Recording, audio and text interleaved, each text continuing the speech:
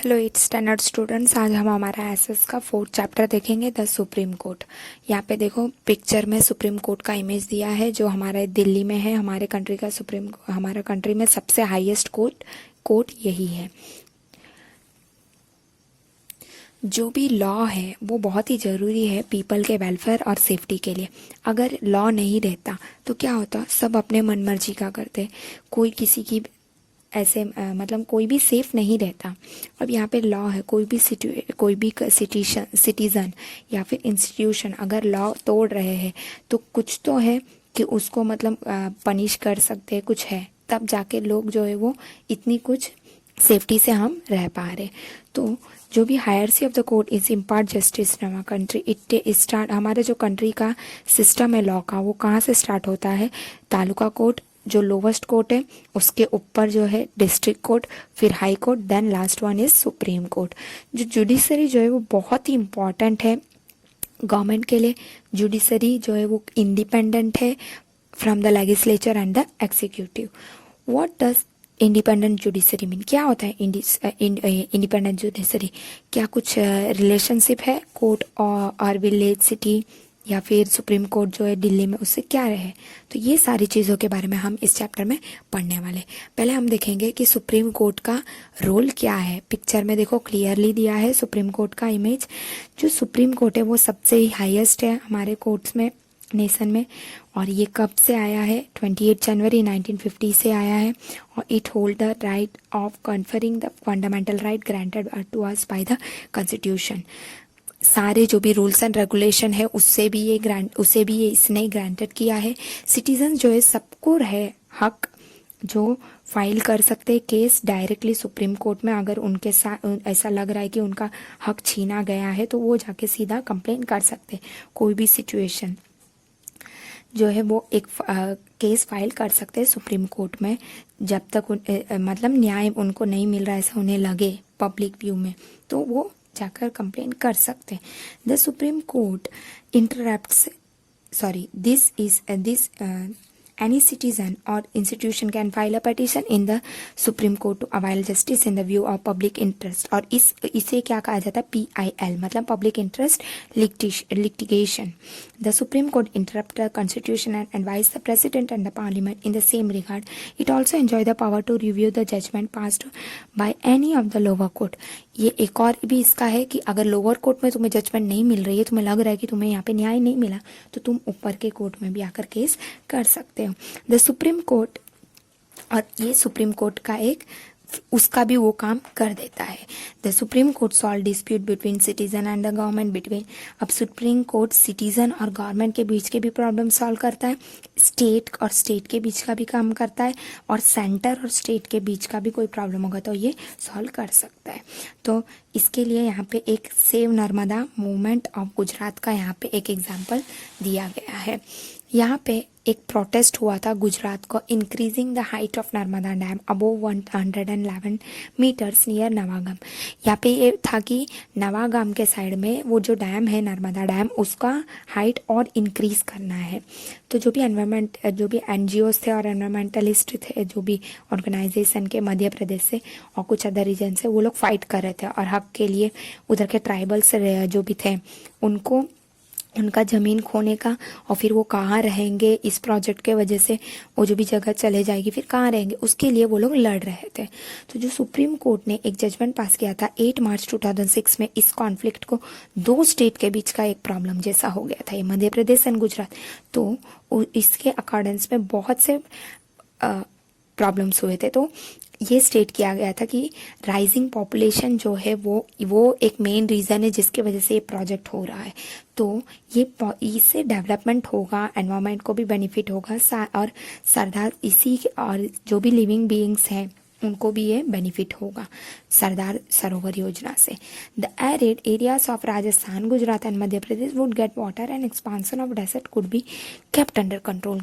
Court ने क्या बोला कि ये प्रोजेक्ट अगर सक्सेस हो जाएगा तो राजस्थान, गुजरात, मध्य प्रदेश ऐसे तीनों जगह के वाटर प्रॉब्लम सॉर्ट आउट हो जाएंगे, और जो भी डेजर्ट बढ़ते आ रहा है वो भी कम हो जाएगा, उसे भी हम कंट्रोल कर सकते हैं। तो proper rehabilitation of the tribal affected by this protest should be given top priority and hence their fundamental right could be protected. फिर ये भी कहा गया कोर्ट ने कि उनका हक कोई नहीं छीन रहा है, उनको जो भी हक है वो लोग दूसरी जगह पे उनको वो उनके अरेंजमेंट्स करके देंगे. इस तरह से उन्होंने फंडामेंटल राइट्स जो थे उन ट्राइबल लोगों का बचाया. यहाँ पे नर्मदा डैम का भी पिक्चर दिया गया है. Next, what is judiciary independent. क्या होता है जुडिशरी इंडिपेंडेंट? इमेजिन करो एक सिचुएशन में कि पावरफुल पर्सन जो है कैप्चर कर रहे हैं लैंड को, एक छोटी सी फैमिली है उनका, फिर वहाँ पे कोर्ट में गए तो प्रॉपर्टी के लिए जो भी सिस्टम है वो पावरफुल पर्सन है तो वो ऐसे कर सकता है कि एक जज को ट्रांसफ़र कर सकता है अपने पोस्ट से. ऐसे सिचुएशन में क्या होता है, would favour the powerful person only. तो जो भी कोर्ट है वो पावरफुल पर्सन के लिए करेगा जो भी है वो. तो अगर ये जुडिशरी जो है, यही है जुडिशरी इंडिपेंडेंट, कि जो जुडिशरी है वो फ्रीडम है, उसके पास ऐसा कुछ नहीं कि पावरफुल पीपल है, ये कोई आएगा हाँ पावरफुल है तो उसके खिलाफ हम बोल देंगे कि नहीं इसने सही किया, ऐसा कुछ भी नहीं हो सकता है. इसी रीज़न के वजह से हमारे कॉन्स्टिट्यूशन ने किसी भी ऐसे इंटरफेरेंस नहीं होना चाहिए, इसीलिए जुडिशरी को इंडिपेंडेंट रखा है लेजिस्लेचर एंड एग्जीक्यूटिव से.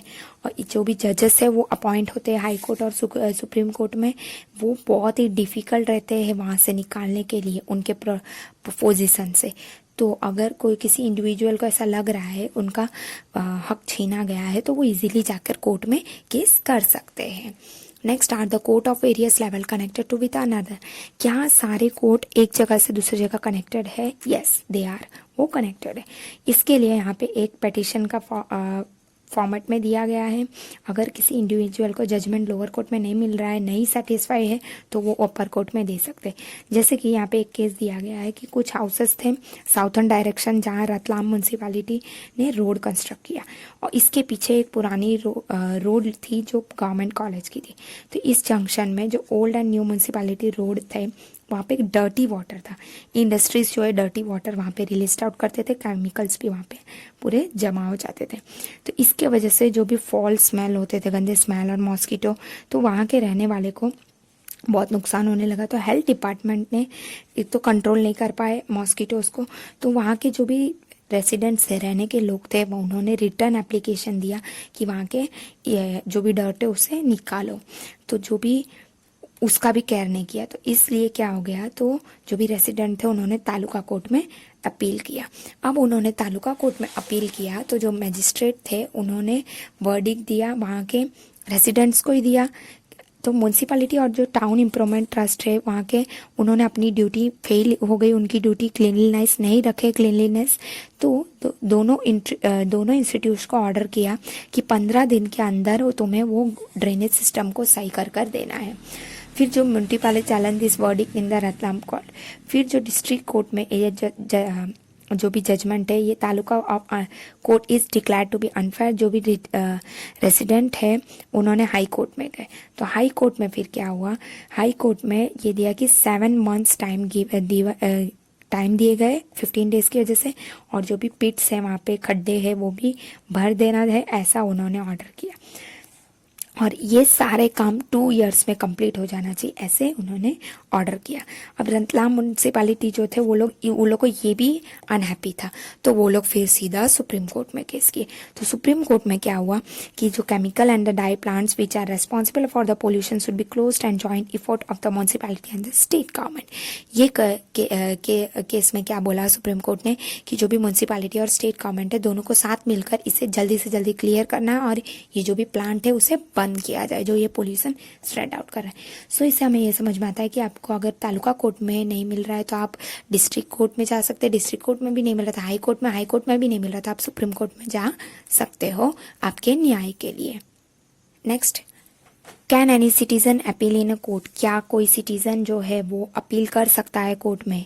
तो हमने देखा कि कोर्ट जो है हमारी प्रोटेक्शन के लिए, हमारी राइट्स के प्रोटेक्शन के लिए ही है. But in reality poor people find it very difficult to go to court. पर ये ऐसा है कि जो पुअर लोग होते हैं वो जल्दी बहुत ही डिफ़िकल्ट होता है उनको कोर्ट में जाने का.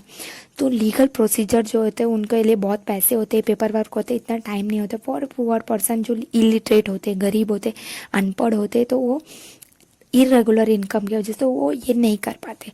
तो इस फैक्ट को नज़र में रखते हुए सुप्रीम कोर्ट ने ये अनाउंस किया कि पब्लिक इंटरेस्ट एलिगेशन भी है PIL इन द ईयर 1980 में, जिससे ये बनाया कि मैक्सिमम पीपल जो है वो कोर्ट तक आ सके अपने न्याय के लिए। कोई भी इंस्टीट्यूशन का और या तो अकेला जो है वो केस कर सकता है एक पीपल के बिहाफ में, और उसका अगर लग रहा है कि उसे उसका जो भी है फंडामेंटल राइट उसे नहीं मिल रहा है, तो वो सीधा सिटीजन भी आके कोर्ट में अपील कर सकता है। After 1980 PIL was bring to justice to many, बहुत सॉल्यूशन निकले, बहुत से गरीब भी आजकल इस एक्ट के वजह से जा सकते हैं कोर्ट में। तो For example, PIL was free laborers for inhuman labor or to release the prisoners from the jail in Bihar after their term of punishment was over. ये सारे लेबर्स के लिए ये सारी चीज़ में भी ये बहुत ही हेल्पफुल था। सो यहाँ हमारा चैप्टर कंप्लीट हुआ। Thank you.